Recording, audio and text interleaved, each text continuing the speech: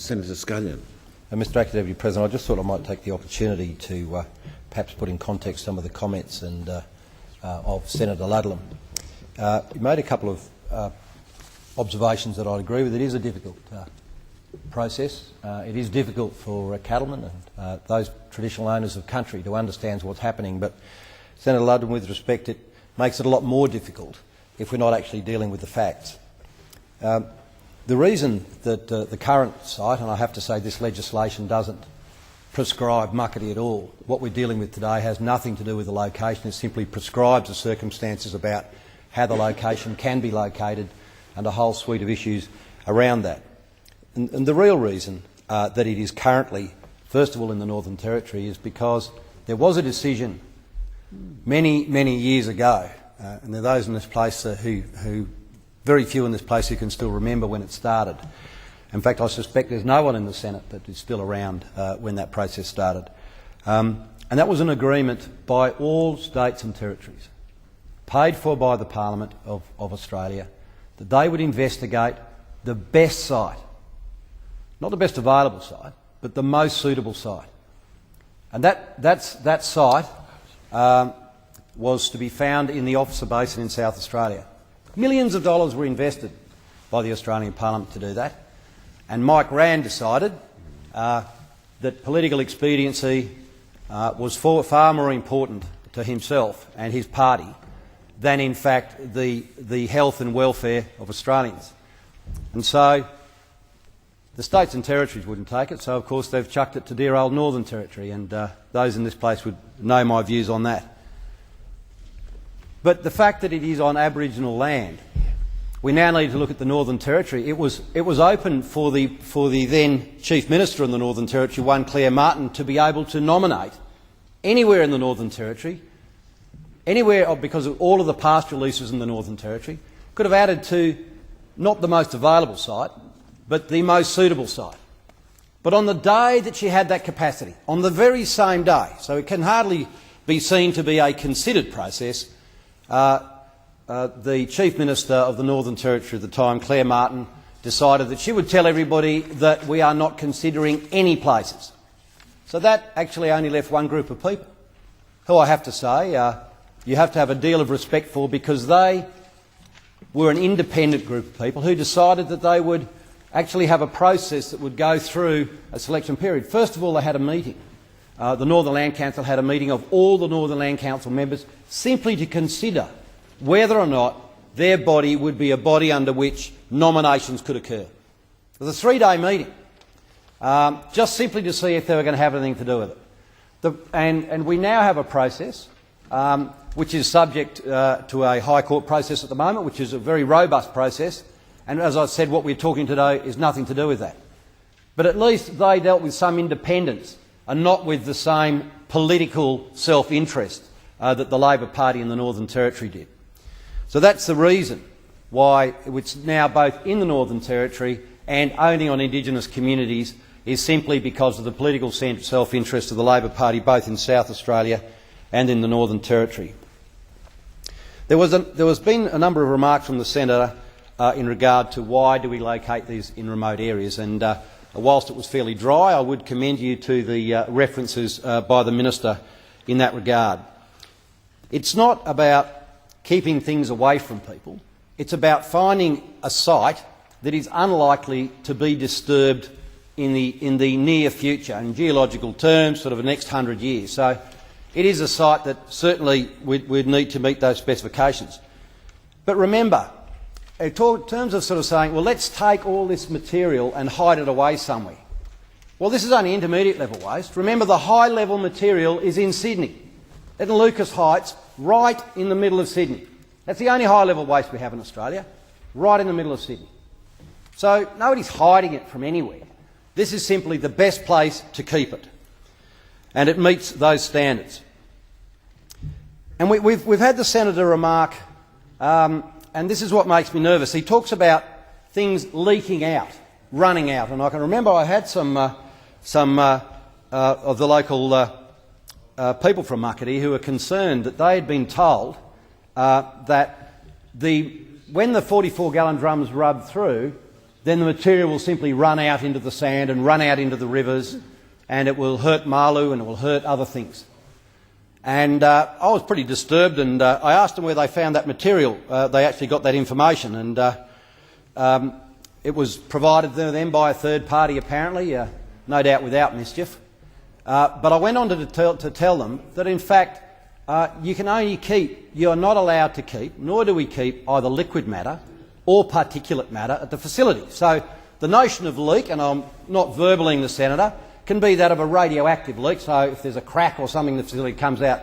The notion of leak can be misinterpreted, Senator, and so the notion of anything running out and getting into water sources that might be a liquid, there is no liquid stored there. There is no particulate matter or dust stored there. And one of the most difficult things about this particular material is in its storage. It's actually difficult to measure how much radiation is coming out of a drum on the surface, or whether it's coming out of the material that's stored.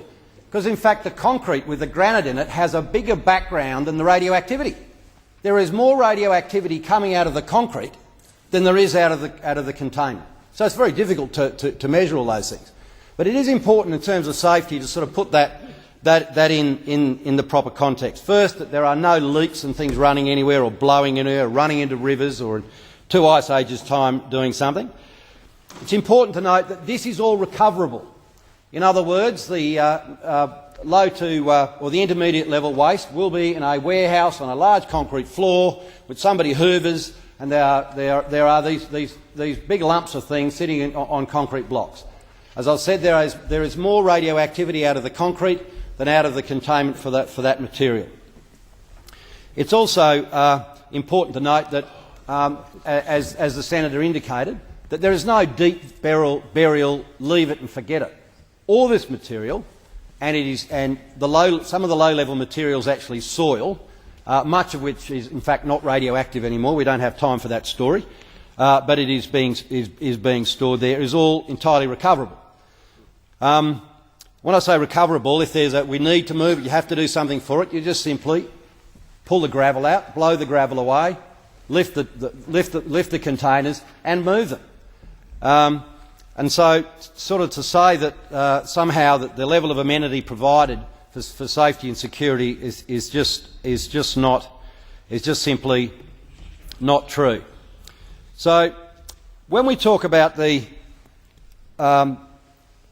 needs, and I recall earlier you have said that we sort of do go on about the health system. I have to say that this is one of the most important elements of our health system. And I've said in this place before, whilst there are numerous uses for the medicines, and the only reason we produce this is that we can't have medicines in this country without this material. It's as simple as that. And one of the most important medicines we have in this country is a product called technetium.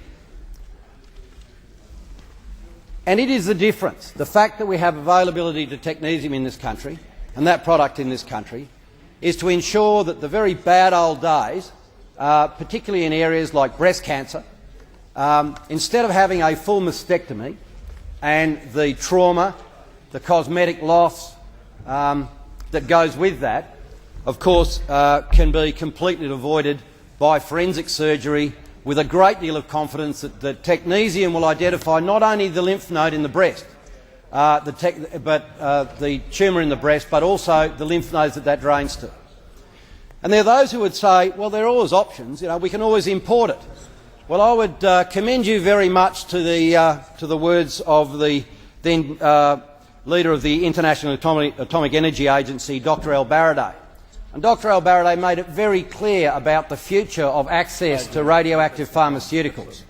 Radiopharmaceuticals won't necessarily be available unless every airport has wherever it lands, has stringent controls about fire safety mechanisms, because if they have an aeroplane crashes, then they actually need to have a level of amenity that will deal with radiation as well as a fire and those other materials. And so the single message was, in the future you need to have some independence if you still want to keep a fantastic health system of which has to hinge radiopharmaceuticals and radiology and oncology. Now, sadly, very sadly, cancer is still one of the greatest killers in this country, and sadly we still don't have a magic wand or any unique solutions to deal with the treatment or the cure of cancer. But it is without a doubt that anybody who is a commentator in this area knows that radiopharmacology and oncology pretty much depends on the production and the capacity for us to have a research reactor which only provides medicine. It only provides good things for all Australians. And if the downside is, and it was, this country accepted that it would take both the benefits of radiopharmaceuticals as well as the responsibility. So we have signed an agreement with the International Atomic Energy Agency that because we can use nuclear fuel rods to produce medicine, we then have a responsibility of having the rods returned after they've been processed and having the plutonium taken from them, returned to Australia where they can be stored. They can be stored safely. This is intermediate level waste. There is no particulate matter. There is no liquid matter. And on any balance, this is something that Australia has to have. And I'm always saddened by the continual politicisation of an issue that is so central to the lives of Australians right across this country. And it is sad as a Territorian that we have again been forced to do something rather than put your hand up and ensure that we can make our contribution to ensuring that this country has the same level of amenity in terms of health that other countries enjoy.